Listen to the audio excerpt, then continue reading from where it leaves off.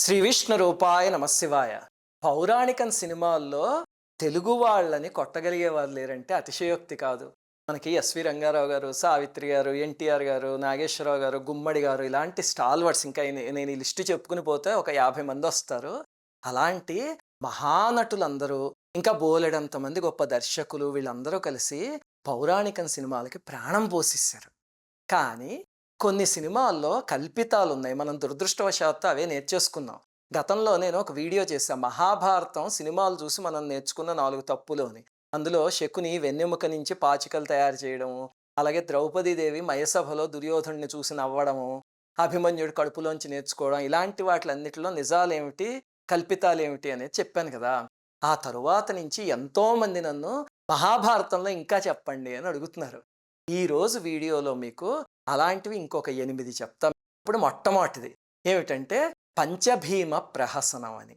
అంటే 5గురు మహావీరులు ఒకే నక్షత్రంలో పుట్టారు. భీముడు, దుర్యోధనుడు, బకాసురుడు, జరాసంధుడు, కీచకుడు. వీళ్ళల్లో ఎవరిని ఎవరు ముందు సంహరిస్తే మిగతా ముగ్గురిని కూడా వాళ్ళే సంహరిస్తారు అని. ఎక్కడి నుంచి వచ్చింది ఇది అంటే శ్రీకృష్ణ పాండవీయం అని సినిమా ఉంది. చాలా ప్రఖ్యాతమైన సినిమా అది. అందులో బకాసురుణ్ణి చంపే ముందు వస్తుంది సంఘటన. కానీ వీళ్ళు 5గురు ఒకే నక్షత్రంలో పుట్టారు అని మహాభారతంలో ఎక్కడా లేదు. అలాగే జరాసంధుడు చాలా పెద్దవాడు. కంసుడికే కూతుళ్ళనిచ్చిన మామ జరాసంధుడు. భీముడు, దుర్యోధనుడు ఒకే రోజు పుట్టారు కానీ ఈ 5గురి నక్షత్రాలు ఇవన్నీ కూడా కల్పితం. ఇది నిజంగా భారతంలో లేదు. ఇంకా రెండవది, శ్రీకృష్ణుడు ద్రౌపదీదేవికి వస్త్రాపహరణం అప్పుడు చీరలు ఎందుకు ఇచ్చాడండి? ఎవరిని అడగండి వెంటనే వాళ్ళు చెప్పే సమాధానం ఏమిటంటే కృష్ణుడి వేలు తెగిందండి, అప్పుడు ద్రౌపదీదేవి ఒక చీర తీసుకొచ్చి కట్టుకట్టిందండి, అందుకని ఇచ్చాడు అని. ఈ విషయం ఎక్కడి నుంచి వచ్చిందండి అంటే పాండవ వనవాసం అని ఒక ప్రఖ్యాతమైన సినిమా ఉంది. అది కూడా ఫస్ట్ హాఫ్ చాలా బాగుంటుంది. అందులోంచి వచ్చింది. అందులో అభిమన్యుడు, శశిరేఖ వాళ్ళిద్దరూ కలిసి ఒక పండు తీసుకుని కృష్ణుడి దగ్గరికి వస్తే కృష్ణుడు దాన్ని ఇలా కట్ చేయబోతూ ఉంటే ఆయన వేలు తెగుతుంది, అప్పుడు ద్రౌపదీదేవి చీర చుడుతుంది అని. ఇది కూడా కల్పితమే. వస్త్రం ఇస్తే వస్త్రం ఇస్తా, కొబ్బరి చిప్పిస్తే కొబ్బరి చిప్పిస్తా అండు భగవంతుడు. భక్తికి ఇస్తాడన్ని. ద్రౌపదీదేవి ఆ భక్తి ఇచ్చింది కాబట్టి ఆయన ఇచ్చాడు. ఆ చేయి తెగడం అదంతా కల్పితం. అసలు అలాగే అభిమన్యుడు, శశిరేఖ అని అక్కడ చూపించింది కూడా కల్పితమే. అది కూడా అసలు ఆ శశిరేఖ అనే పాత్ర లేదు. ఇది చెప్పగానే మరి అయితే మాయాబజార్ సినిమానండి అని అడుగుతారు కదా! ఇది నేను చెప్పబోయే మూడో తప్పు. మాయాబజార్ అనే సినిమా మొత్తం కల్పితం అసలు. బలరాముడికి శశిరేఖ అనే కూతురు లేదు. అలాగనే పాండవులు వనవాసంలో ఉండగా అభిమన్యుడికి పెళ్ళి ఏమిటండి? వాళ్ళు అజ్ఞాతవాసం అయిపోయాక ఉత్తరతో వివాహం జరిగింది. మరి ఎక్కడి నుంచి వచ్చింది ఈ మాయాబజార్ అంటే శశిరేఖ పరిణయం అనే ఒక జానపద నాటకం ఒకటి ఉంది. అది సురభి వాళ్ళందరూ వేసేవారు. ఆ తరువాత మాయాబజార్ అనే సినిమా తీయడంతో ఇంకా ప్రఖ్యాతం అయిపోయి మనందరి బుర్రల్లోనూ నాటుకుపోయింది. కాకపోతే ఒక విషయం ఏమిటంటే కల్పితం అయితే అయింది కానీ మాయాబజార్ లాంటి సినిమా మాత్రం నభూతో న భవిష్యతి. అసలు తెలుగు వాళ్ళ కీర్తి పతాకని దేశ విదేశాల్లో రెపరెపలాడించిన సినిమా అసలది. అందులో కల్పితమైనా సరే పాత్రల ఔచిత్యం దెబ్బతింది. పరమాత్మ అంటే శ్రీకృష్ణ పరమాత్మలాగే ఉంటాడు. పాండవులంటే ధర్మాత్ముల్లాగే ఉంటారు. కౌరవులైతే దుర్మార్గుల్లాగే ఉంటారు. ఒక్క లక్ష్మణ కుమారుడి పాత్రని మాత్రం ఏదో హాస్యం కోసం అలా తయారు చేశారు తప్ప ఎక్కడ పాత్రల ఔచిత్యం దెబ్బతీయకుండా తీశారు. నాకు చాలా ప్రీతిపాత్రమైన సినిమా. నేను కొన్ని వందల సార్లు చూస్తుంటానేమో అది. కానీ ఆ సినిమా మాత్రం మొత్తం కల్పితమే. ఇంకా నాలుగవది శ్రీకృష్ణార్జున యుద్ధం అని ఒక సినిమా వచ్చింది. అందులో కృష్ణుడు, అర్జునుడు వాళ్ళు చివరికి యుద్ధం చేసుకుంటారు కదా! ఆ సినిమా కూడా చాలా వరకు కల్పితమే. చాలామంది నిజంగా నమ్మేసేసి కృష్ణుడు, అర్జునుడు యుద్ధం చేసుకున్నారనుకుంటారు. అది కల్పితం. అర్జునుడు తీర్థయాత్రలకు వెళ్ళడం, ద్వారకకి వెళ్ళడం, అక్కడ సుభద్రని చూసి ఇష్టపడడం, ఆమె కూడా ఇష్టపడడం అవన్నీ నిజమే. కృష్ణుడు రథం ఇచ్చి వాళ్ళిద్దరిని పంపించేస్తాడు. అప్పుడు బలరాముడికి కోపం వచ్చి అయ్యో అలా తీసుకుపోతున్నాడంటే అప్పుడు కృష్ణుడు సర్ది చెప్తాడనమాట, మన సోదరికి ఇంతకన్నా గొప్ప సంబంధం ఏమొస్తుంది అంతోటి అర్జునుడు అని. అప్పుడు సరే అని తెచ్చి పెళ్లి చేసేస్తారు. అంతవరకు మాత్రం వ్యాసభారతంలో ఉంది. కానీ ఆ తర్వాత కృష్ణుడు సంధ్యావందనం చేస్తుంటే గయుడొచ్చి ఆ చేతిలో ఉమ్మడం, యుద్ధం చేసుకోవడం అవన్నీ కల్పితం. ఇది గయోపాఖ్యానం అని చిలకమర్తి లక్ష్మీ నరసింహం గారని ఒక ఆయన రాసిన నాటకం. ఆ నాటకంలోంచి వచ్చేవి ఇవన్నీను. కాకపోతే ఆ నాటకంలో అయినా ఈ చివరి సినిమాలో అయినా సరే కృష్ణుడు, అర్జునుడు ఒకళ్ళనొకళ్ళు నానా తిట్లు తిట్టుకుంటున్నట్టు చూపించారు. అది చాలా ఇబ్బందికరంగా ఉంటుంది. ఎందుకంటే పాండవులకి శ్రీకృష్ణ పరమాత్మ అంటే అపారమైన గౌరవం.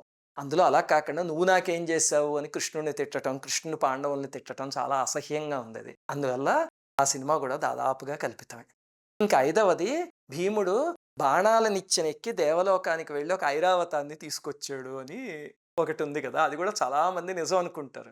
అది బాలభారతం అనే సినిమా నుంచి వచ్చింది. మా చిన్నప్పుడు శ్రీవాణికి కూడా పిచ్చి అదంటే. అదేం చేసేది దానికో చిన్న గద కొనిచ్చారు వాళ్ళ తాతగారు ఇంత బుల్లి గద. కొనిస్తే ఆ గద పుచ్చుకొని భీముడనమాట అక్కడ కిటికీకి ఊసలుండేవి. అది ఒకదాన్నొకటి పట్టుకొని ఇలా ఎక్కుతూ తాతగారు మానడే మనీడు పాడండి, పాడండి అని అడిగి పాడించుకుని ఆ కిటికీ ఎక్కేసేదది. అసలు ఆ సినిమా చాలా బావుంటుంది. పిల్లలకి చూపించండి అసలు వదలరు. కానీ ఐరావతం ఇవన్నీ వ్యాస భారతంలో ఎక్కడా లేవు. భీముడికి కాలకోట విషయం ఇవ్వడం, నాగుల కుండంలో తోసేయడం అవన్నీ నిజమే. అక్కడ పావుల్ని భీముడు చావచితక బాధేసరికి చివరికి వాసుకి, ఆర్యకుడు అని వాళ్ళొచ్చి "ఎవరు నాయనా నువ్వు" అని అడిగితే అప్పుడు ఆర్యకుడికి తెలిసింది ఆయన కుంతీదేవికి తాతగారు. అప్పుడు ఆయన ఒక రసాయనం ఇస్తే భీముడికి 1000 ఏనుగుల బలం వచ్చింది భీముడికి. అంతవరకు నిజమే. అంతేగాని భీముడు పెద్దయిపోవడం, చిన్నయిపోవడం అలాంటివి లేవు. అలాగే ఇంటికి తిరిగొచ్చాక ఇది ఎవ్వరికీ చెప్పొద్దు అని ధర్మరాజు చెప్పాడు. ఎందుకంటే బంధువులు నీచమైన పని చేసినా సరే ధర్మరాజుల వారో, కుంతీదేవో నోరు తలుచుకుంటే ఎంతసేపు బంధువులు చేశారో అని నిరూపితం అయ్యాక కూడా పాపం వాళ్ళిద్దరి సంస్కారం అది. అదే మనం నేర్చుకోవాలి మహాభారతం చూసి. వద్దు ఎవ్వరికీ చెప్పొద్దు వాళ్ళ పాపాన వాళ్ళే పోతారు అన్నారు. చివరికి మొత్తం సకుటుంబ సపరివార సమేతంగా వెధవలందరూ పోయారా? అది జరిగింది. అంతవరకు భారతంలో ఉంది తప్ప ఈ పెద్దయిపోవడం, చిన్నయిపోవడం, ఆకాశంలోకి వెళ్ళడం, బాణాలతో నిచ్చెన వేయడం ఇవన్నీ మాత్రం భారతంలో లేవు. మరి ఎక్కడి నుంచి వచ్చేయండి అంటే 'గాంధారి గర్వభంగం' అని ఒక బెంగాలీ సినిమా ఉంది. ఆ సినిమాని తెలుగులో కూడా ట్రాన్స్‌లేట్ చేసి పెట్టారు. అది మీకు యూట్యూబ్‌లో కూడా దొరుకుతుంది. ఆ సినిమాని చూసి తర్వాత తీసిందే కమలాకర కామేశ్వరరావు గారు ఈ బాలభారతం సినిమా. అక్కడి నుంచి వచ్చిందది. ఇంకా ఆరవది సైంధవ వధ. ఎలా జరిగిందండి అంటే అందరూ చెప్పేది శ్రీకృష్ణుడు చక్రం వేసి సూర్యభగవానుడిని దాచేసాడు. అర్జునుడు వెళ్లి సైంధవుడిని చంపేశాడు. అలాగనే ఒక గుహలో దాక్కున్నాడు సైంధవుడు. చీకటి పడేసరికి ఆ కొండ చివరకొచ్చి ఏమిటి అర్జునుడు దూకేస్తాడా అని చూస్తున్నాడు. అప్పుడు అర్జునుడు తలని కొట్టేశాడు అని. ఇదేనా అందరూ చెప్పేది? ఇవి 2 కూడా లేవు భారతంలో. ఇవెక్కడి నుంచి వచ్చాయంటే 'వీరాభిమన్యు' అని ఒక సినిమా వచ్చింది. అందులోంచి వచ్చాయి. ఆ సినిమాలో ఆఖరి గంట భలేగా ఉంటుంది. అసలు ఆ అభిమన్యుడు, పద్మవ్యూహం అన్నీ చాలా రక్తి కట్టేలా తీశారది. అందులో చూపించారు. నిజంగా భారతంలో ఉన్నది ఏమిటంటే 14వ రోజు యుద్ధం మొత్తం సైంధవుడితోనే జరిగింది. సైంధవుడు కురుక్షేత్ర సంగ్రామంలో అతన్ని మధ్యలో పెట్టి ద్రోణాచార్యుడు చక్రశకట వ్యూహం అని ఒకటి పన్నాడు. 14వ రోజు అంతా పడిన పాటలేమిటంటే సైంధవుడిని ఎలాగైనా కాపాడాలి.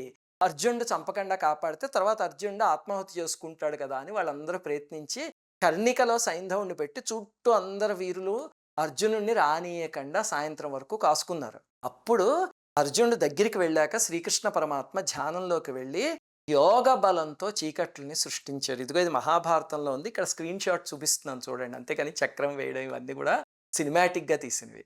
అప్పుడు సైంధవుడి తల యుద్ధంలోనే అర్జునుడు ఎగరగొట్టేశాడు. సైంధవుడు పుట్టగానే అశరీరవాణి ఒక గొప్ప యోధుడి వల్ల వీడి తల ఎగిరిపోతుంది అని చెప్పింది.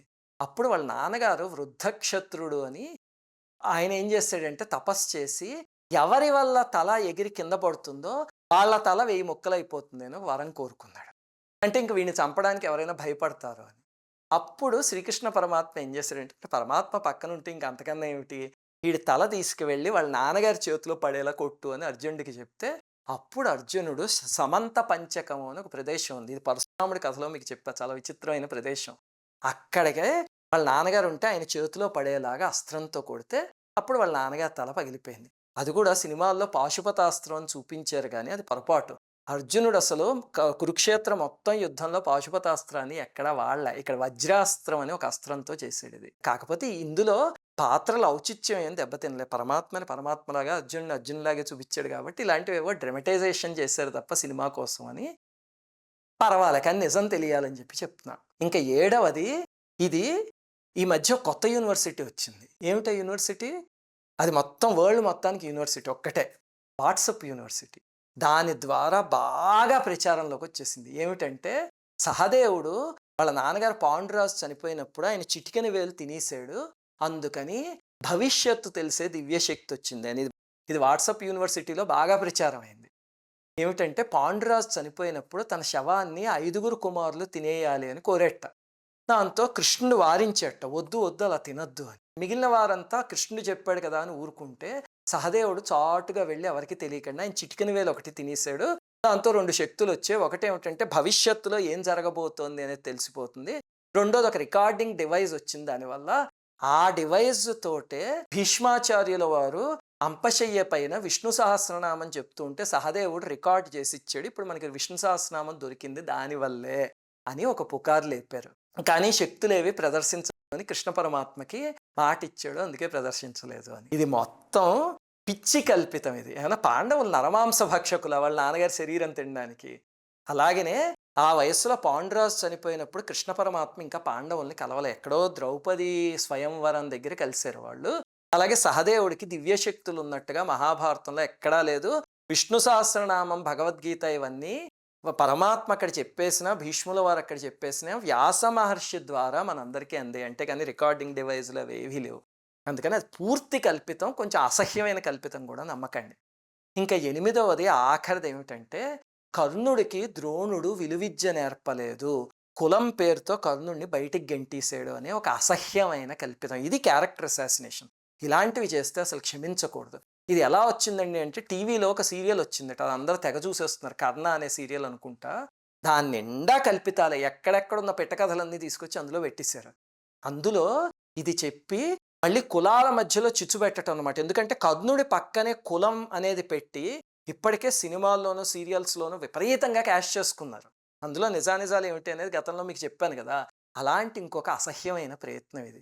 నిజం ఏమిటి అంటే కృపాచార్యుడు, ద్రోణాచార్యుడు వీళ్ళిద్దరూ కర్ణుడికి చిన్నప్పటి నుంచి అన్ని విద్యలు, అన్ని అస్త్రాలు, శస్త్రాలు అన్నీ నేర్పించారు. కానీ కర్ణుడు మాత్రం నాకు బ్రహ్మాస్త్రం కావాలి, ఎందుకంటే అర్జునుడిని ఓడించడానికి అని వచ్చి ద్రోణాచార్యుడిని అడిగాడు. ఆ ఇంటెన్షన్ కరెక్ట్ కాదు. ఇంకొకళ్ళ మీద కక్షతో బ్రహ్మాస్త్రం పొందకూడదు. ఎప్పుడైనా నేను నేర్పను అని చెప్తే పరశురాముల వారి దగ్గరికి వెళ్ళి బ్రాహ్మణుణ్ణి అని అబద్ధం చెప్పి నేర్చుకున్నాడు. ఇవన్నీ మహాభారతంలో క్లియర్ కట్గా ఉన్నాయి. అందుకని కర్ణుడికి 3 గురువులు, పరశురాముల వారు ఆఖరి గురువు. అంతే, ద్రోణుడే అన్నీ నేర్పించాడు తనకి. ద్రోణాచార్యుల వారి గొప్పతనం ఏమిటంటే తన్ని చంపుతాడని తెలిసిన దుష్టద్యుమ్నుడికి కూడా విద్య అంతా నేర్పించాడు. అది ఆయన గొప్పతనం. అందువల్ల ఆ కులం పేరుతో ద్రోణుడు దూరం పెట్టేసాడు అనేది పూర్తి కల్పితం. అది బుర్రలోంచి తీసేయండి, నమ్మకండి. ఇప్పుడు 8 కల్పితాల్లో మీరు చాలా వరకు నమ్మే ఉంటారు కదా. నిజమైన మహాభారతం ఏంటో తెలిసింది కదా. మీకు ఆసక్తి ఉంటే ఇలాంటివి ఇంకా చాలా చెప్తా భవిష్యత్తులో. శ్రీమాత్రే.